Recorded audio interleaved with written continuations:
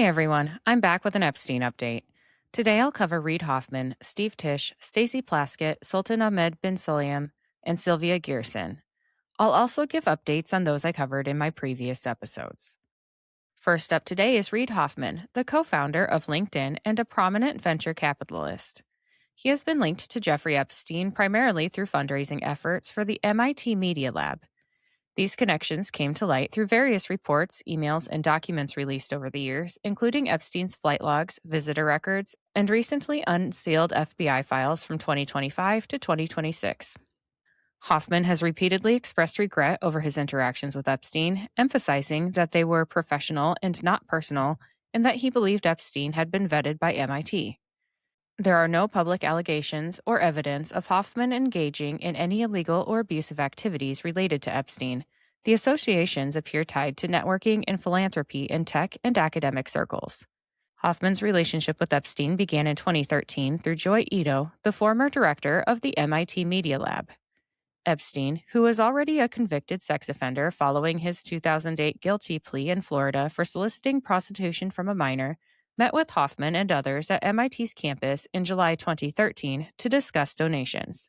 Hoffman has stated that his interactions were solely for soliciting funds for the lab, and he was assured by Ito that Epstein's involvement was approved by the institution.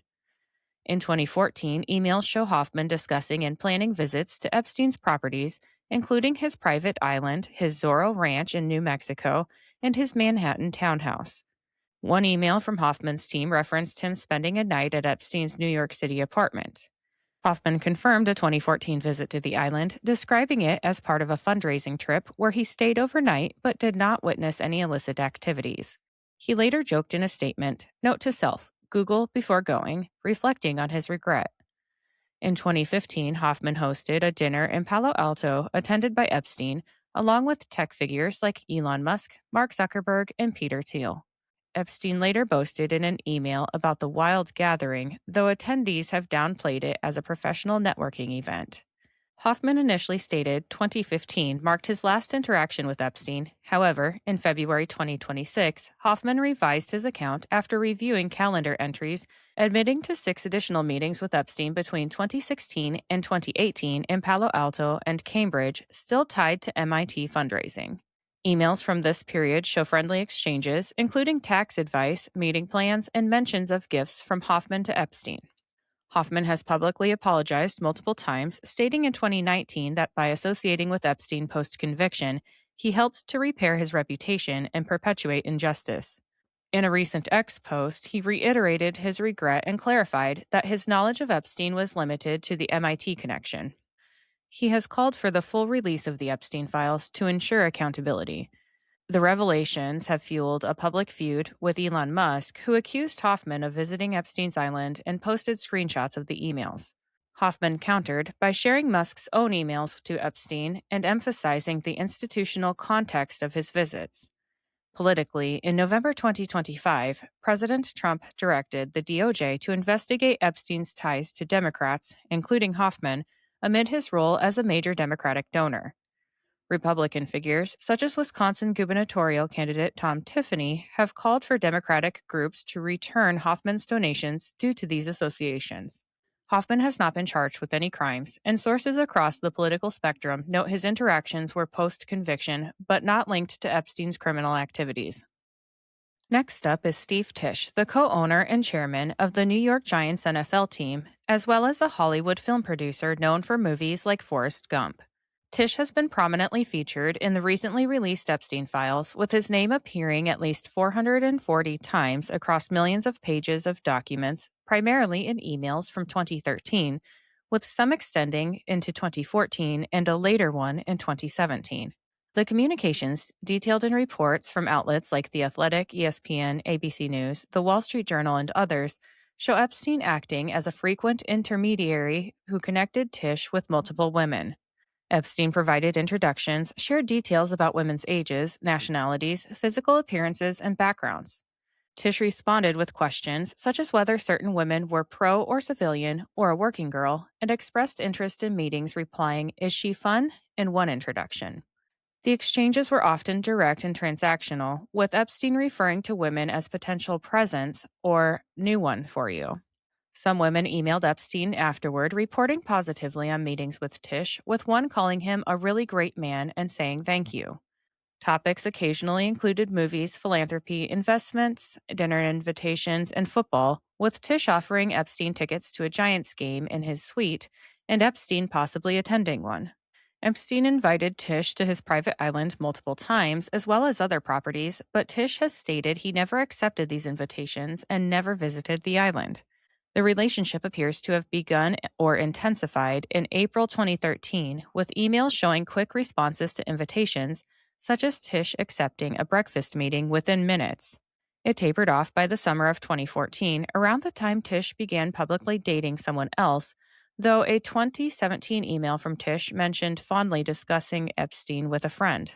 In a statement released shortly after the January 30th, 2026 document drop, Tisch described the association as brief and said, "We had a brief association where we exchanged emails with adult women, and in addition, we discussed movies, philanthropy, and investments.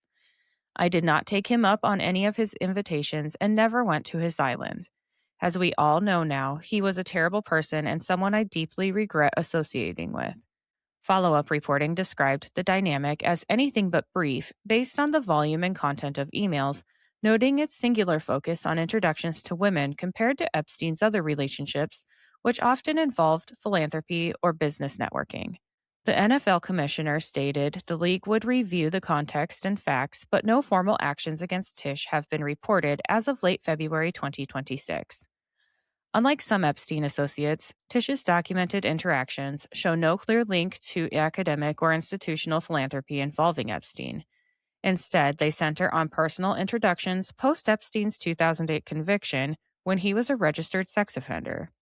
There are no public allegations or evidence in the files of Tisch participating in Epstein's criminal activities, and he has not been charged with any crimes related to Epstein. These revelations have drawn significant media attention, scrutiny from NFL observers, and calls from some fans for divestment or further investigation amid the ongoing release of Epstein-related documents. On to Stacey Plaskett, the non-voting delegate to the U.S. House of Representatives from the U.S. Virgin Islands since 2015. Plaskett has one of the more documented and politically scrutinized connections to Jeffrey Epstein among public figures. Epstein, convicted a sex offender in 2008 and later charged with federal sex trafficking in 2019 before his death, had deep ties to the U.S. Virgin Islands, where he owned Little St. James and Great St. James Islands. These connections have been revealed through court documents from the U.S. Virgin Islands lawsuit against J.P. Morgan Chase related to Epstein's banking, Epstein's estate files, and the massive DOJ FBI releases of Epstein-related records under the Epstein Files Transparency Act. Plaskett appears hundreds of times in the recently released files, including emails, texts, and scheduling notes. There are no allegations or evidence in these documents of Plaskett participating in or knowing about Epstein's criminal activities involving minors or trafficking.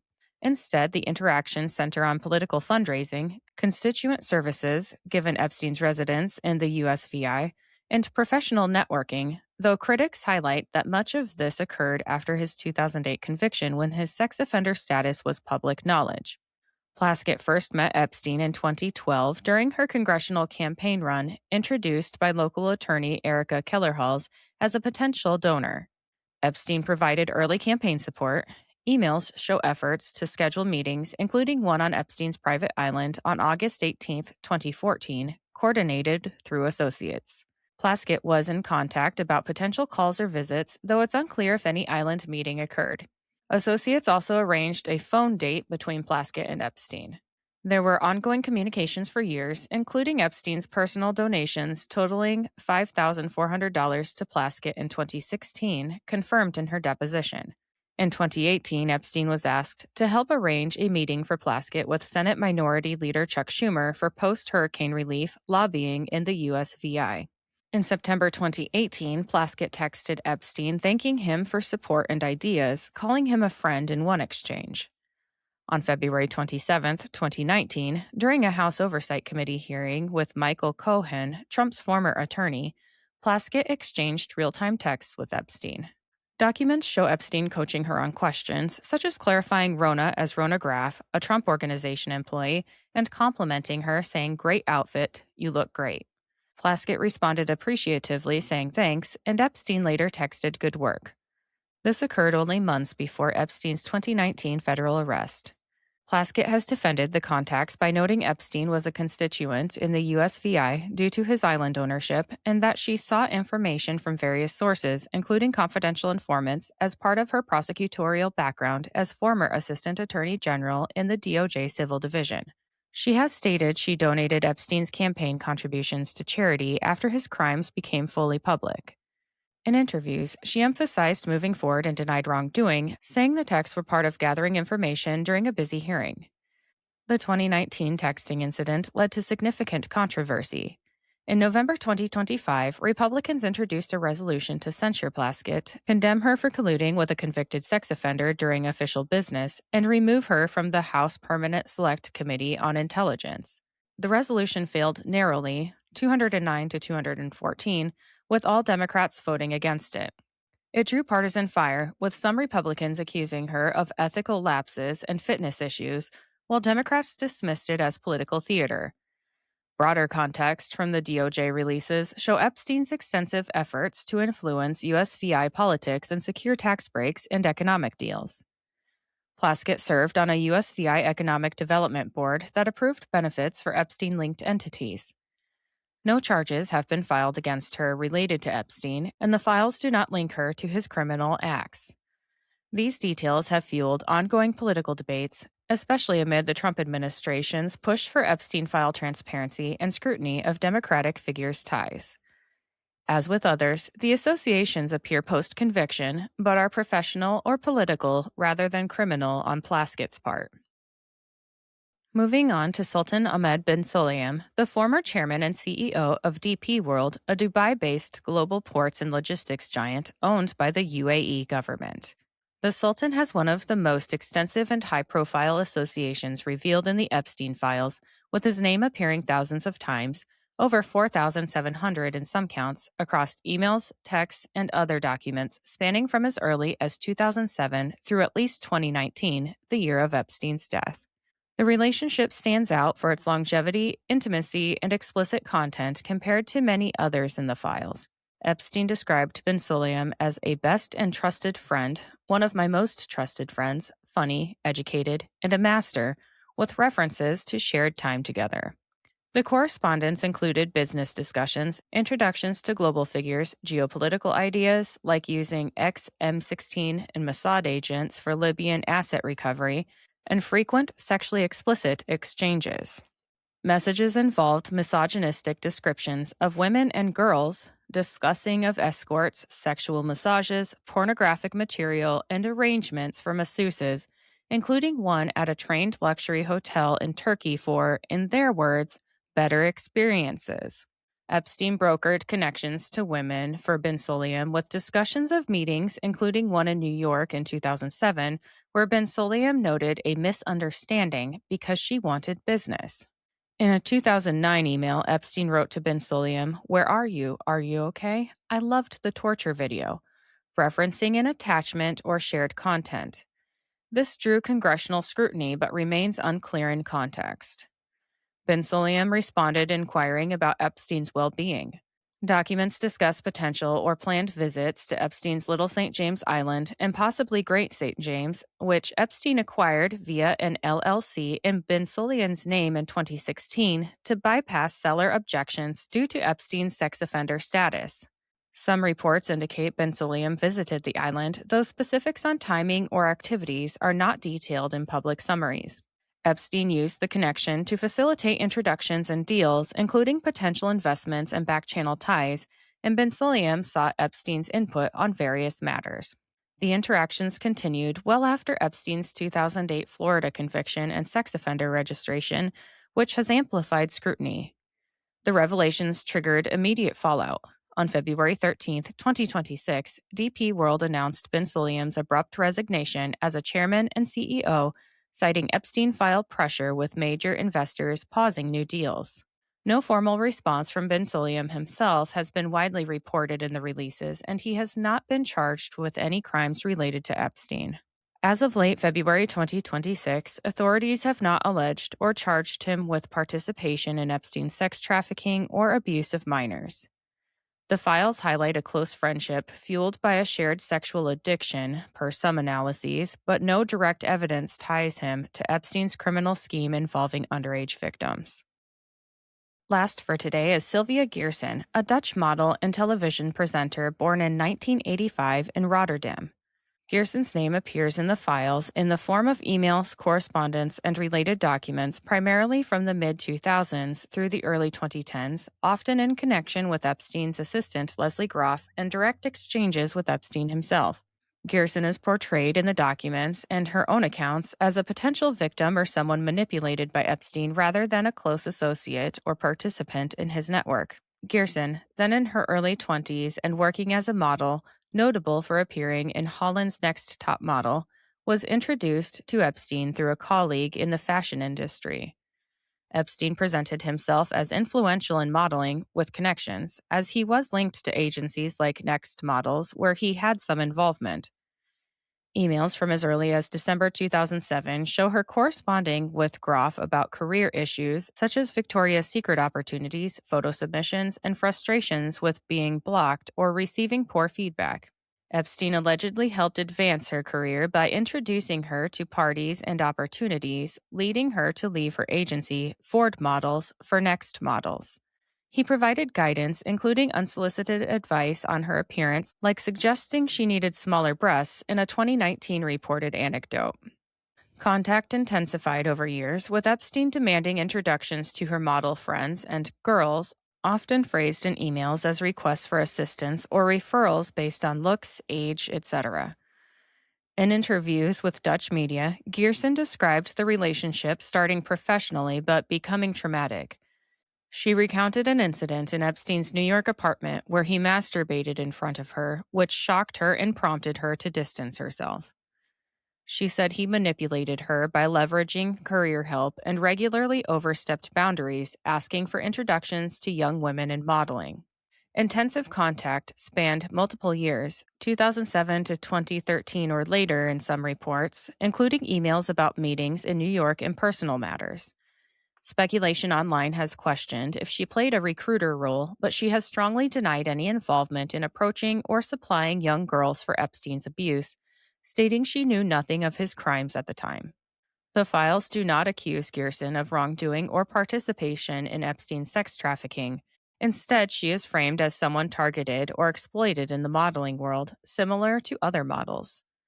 In February 2026 statements, now 40 years old, Geerson emphasized she was unaware of Epstein's true activities or the abuse network during their contact.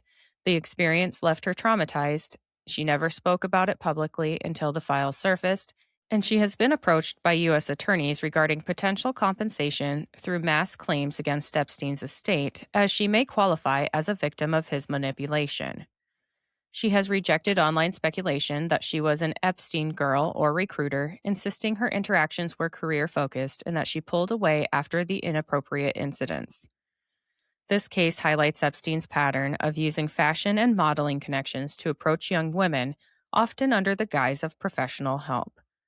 As with others in the files, no charges have been brought against Geerson, and her inclusion appears tied to victim and recruitment adjacent dynamics rather than elite networking or explicit complicity. The releases continue to prompt media coverage in the Netherlands and beyond. Now it's time to do a quick update on the new information that has come out since my previous episodes. But first, let me tell you about my sponsors quick. Sometimes I get on a roll cleaning or gardening, and I need a boost but don't have time for a meal. Big Fork Brand's pork jerky is the perfect choice to keep my momentum, offering high-protein snacks for on-the-go energy boosts. Not only do they offer pork jerky, but they also make pork sticks, bacon sausage, bacon hot dogs, and burger and hot dog sauces.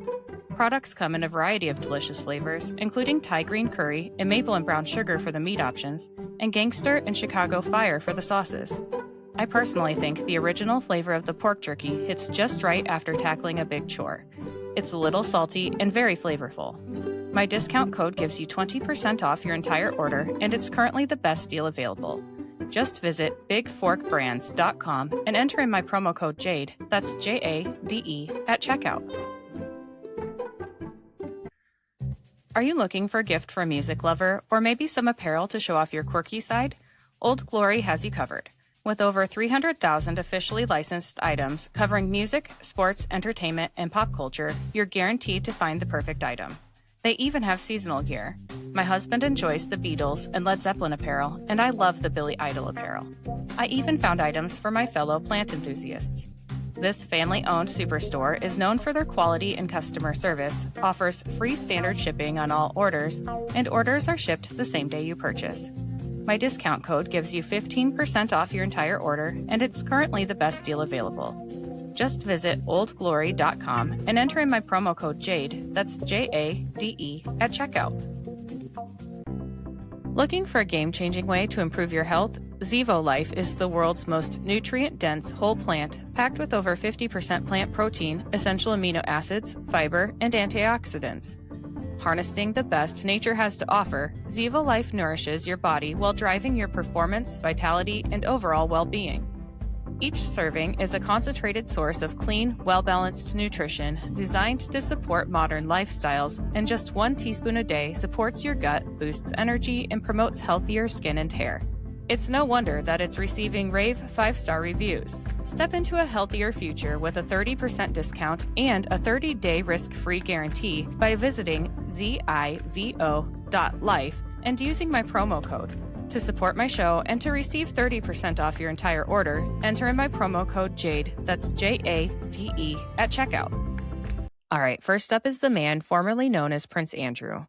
A photograph from the Epstein files in early March showing a man resembling Andrew Mountbatten Windsor at Epstein's New York residence. The photograph has low resolution, is pixelated, and shows this man with a woman whose face is redacted, seated on his lap. Reports from outlets like the Daily Telegraph, NDTV, and Yahoo describe it as depicting him in a casual setting, arms around the woman. This has renewed public scrutiny, though it aligns with known 2010 visits where he stayed at Epstein's property, which he previously described as an honorable goodbye trip. No new criminal implications have been directly tied to this photo yet. As outlined in a recent New York Times report, the Metropolitan Police interviewed Virginia Giuffre 3 times between 2015 and 2016, but repeatedly declined to launch a criminal investigation. Reviews in 2019, 2021, and 2022 also led to no action. This has drawn fresh criticism amid the current probe.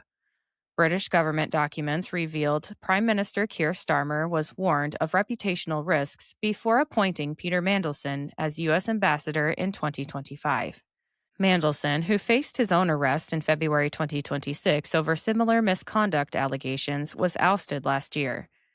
3 Epstein survivors visited the UK around March 11th to urge politicians to compel Mountbatten Windsor and Mandelson to testify in the United States, criticizing ongoing redactions in released files.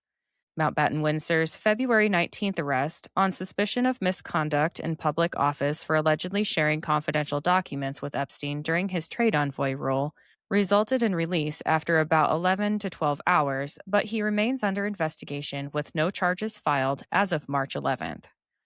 Police searches concluded, but the inquiry continues. Additional pressure includes calls to remove him from the line of succession and minor issues like campaigners seeking his name to be removed from a Jersey Marina monument. His daughter, Princess Eugenie, reportedly stepped down from an anti-slavery charity role around early March, linked to family scrutiny.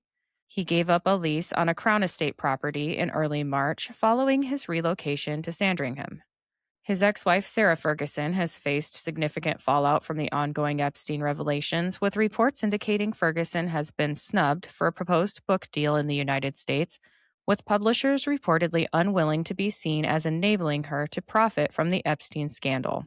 Sources describe a string of rejections and no interest in a tell-all memoir, citing reputational risks tied to her Epstein ties. After being evicted from Royal Lodge along with her ex-husband in early 2026 amid the scandal, Ferguson is described as effectively homeless or couch surfing with friends. She reportedly struggled to secure permanent accommodation, including in New York, and has been staying temporarily with various contacts, with mentions of time in Doha, Florida, the French Alps, and even with Priscilla Presley. This follows her earlier stays at luxury wellness retreats in Switzerland to lie low. Since Peter Mandelson was mixed in with the first update, I'll move on to updates regarding him. As a reminder, Mandelson is the veteran British Labour politician and former cabinet minister. On March 11th, the British government published over 140 pages of documents in response to a February 2026 humble address motion and opposition pressure detailing the vetting and appointment process for Mandelson as UK ambassador to the United States in late 2024. These files show Prime Minister Keir Starmer was explicitly warned of general reputational risk from Mandelson's particularly close relationship with Epstein, which continued post-2008 conviction. Officials flagged concerns over Epstein's linked prior ministerial resignations, China ties, and lobbying conflicts, but Starmer proceeded with the appointment.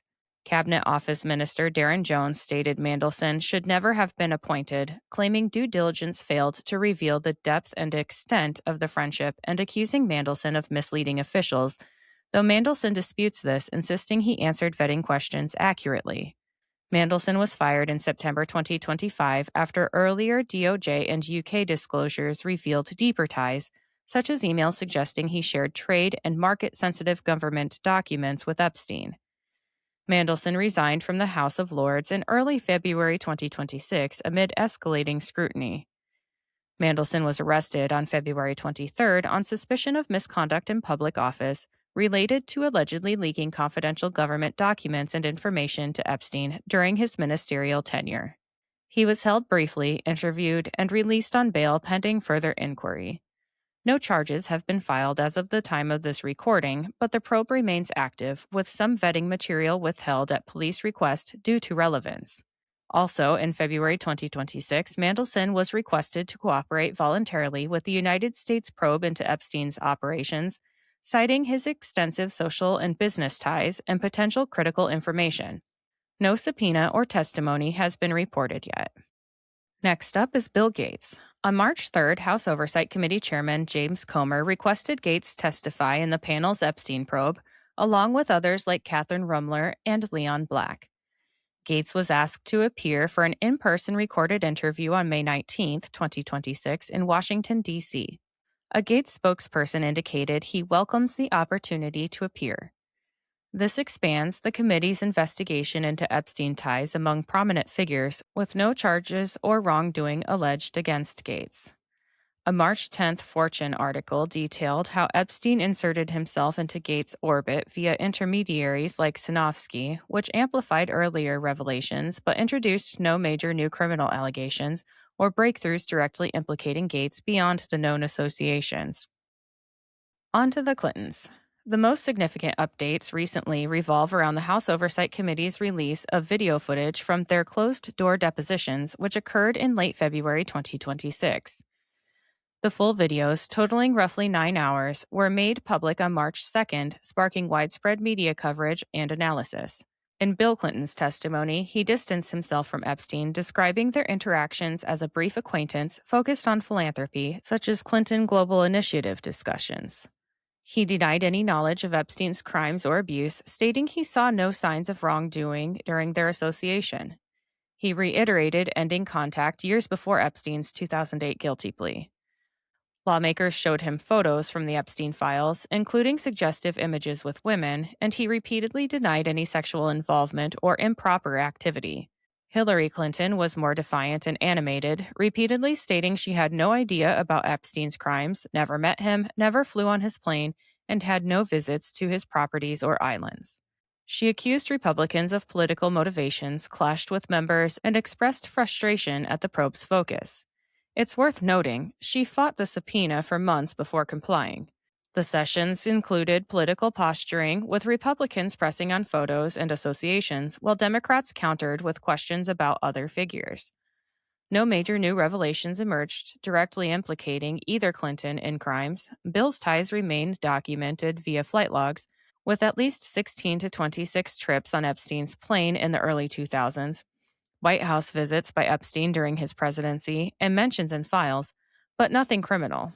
Both denied deeper involvement, and the footage has been described as yielding little new information beyond amplifying prior known details. Some coverage notes the depositions veered into unrelated topics like UFOs. These depositions stem from the House Oversight Committee's ongoing Epstein probe, and the Clintons were initially threatened with contempt in January 2026 for resisting subpoenas, but ultimately testified. No charges, new arrests, or direct accusations against them have arisen from the files or hearings. Next up is President Trump. Following criticism, the Justice Department published additional pages, including FBI 302 interview summaries from 2019, with an unnamed woman alleging Epstein introduced her to Trump as a minor, aged 13 to 15 in the 1980s, with claims of sexual assault. These include 3 FBI interviews and related intake forms. The documents are described as uncorroborated, unsubstantiated, or based on sensationalist tips, some flagged by the FBI as not credible or from pre-2020 election submissions. The White House called them completely baseless and backed by zero credible evidence, noting no charges resulted and emphasizing prior administration's inaction. No new criminal allegations or evidence of trafficking involvement emerged beyond these historical claims. The committee has deposed witnesses like Epstein's longtime accountant Richard Kahn, and Kahn reportedly stated he saw no financial transactions between Epstein and Trump or his family, and had never witnessed wrongdoing by Trump in connection to Epstein. This aligns with prior witnesses, now 5 total per some reports, exonerating Trump on direct involvement. The probe continues to examine Epstein's finances, business entities, and wealth sources, but no accusations against Trump have been substantiated through these testimonies. On to Howard Lutnick, the current U.S. Secretary of Commerce and former CEO of Cantor Fitzgerald. On March 3rd, Lutnick voluntarily agreed to a transcribed interview with the House Oversight Committee as part of their Epstein probe. Comer announced it positively, noting Lutnick's proactive offer. No subpoena was needed, though some like Representative Nancy Mace had pushed for one. The interview is expected soon, potentially within days or weeks of this recording, with the committee seeking to clarify his Epstein connections amid broader financial and witness probes. The White House has stood by him, with no resignation pressure reported from Trump allies. Overall, Lutnick's case involves documented neighborly, social, and business ties extending well beyond his claimed cutoff date, fueling reputational damage and accountability questions, but no criminal accusations against him in the files or probes. The House Oversight interview could yield more details as the Epstein investigation continues. He has not been accused of participating in Epstein's crimes. Next up is Les Wexner, the billionaire founder and former CEO of L Brands, the parent company of Victoria's Secret, Bath & Body Works, and others. On March 11th, Epstein's accountant, Richard Kahn, gave testimony in a House Oversight deposition. Kahn confirmed that Epstein received significant payments from 5 key clients, including Wexner, alongside Leon Black, Glenn Dubin, Steven Sinofsky, and the Rothschilds. This reinforced Wexner's role in funding Epstein's lifestyle and operations. Kahn denied knowledge of Epstein's crimes, and there have been no major new revelations specific to Wexner, but Wexner skipped an Ohio State University Wexner Medical Center board meeting, where he's the chair, around early March amid ongoing spotlight. Now I have a few false claims to address before wrapping this episode up. The primary developments in the Epstein files have involved the U.S. Department of Justice releasing additional previously withheld or missing documents around March 5th or 6th, mostly related to uncorroborated allegations against President Trump from a 2019 FBI interview with an unnamed woman accusing him of sexual assault in the 1980s when she was a minor. These were initially flagged as mistakenly coded as duplicative and not published earlier. The White House and DOJ have repeatedly described these claims as completely baseless, untrue and sensationalist, unfounded and false, and from a sadly disturbed woman with a criminal history and history of hoaxes.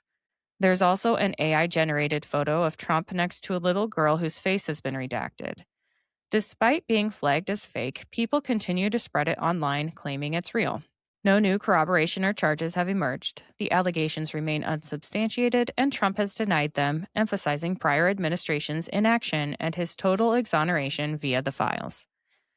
This release sparked partisan back and forth, with some Democrats accusing the DOJ of a cover up over still missing pages, about 37 pages remaining unreleased, while Republicans and the administration pushed back on any impropriety.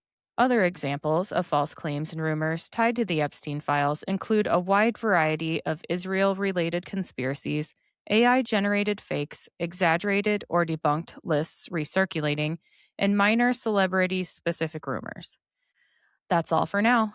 Future episodes will cover Woody Allen, Tom Hanks, William Barr, Brett Ratner, Harvey Weinstein, Jake Lang, Whoopi Goldberg, Stephen Hawking, Thorban Jagland, Catherine Rumler, Alexander Acosta, Gloria Allred, Julian Assange, Vincent Babino, Xavier Becerra, Jeffrey Berman, Ashley Biden, Joe Biden, Mark Bestreiser, Todd Blanche, Carl Klein, Jared Kushner, Jay Lefkowitz, Jack Lew, and Zoe Lofgren. Of course, just because I've listed these people does not mean I'm accusing them of wrongdoing. If I've left a name off this list that you think should be covered, please let me know in the comments wherever you follow me. Have a great day.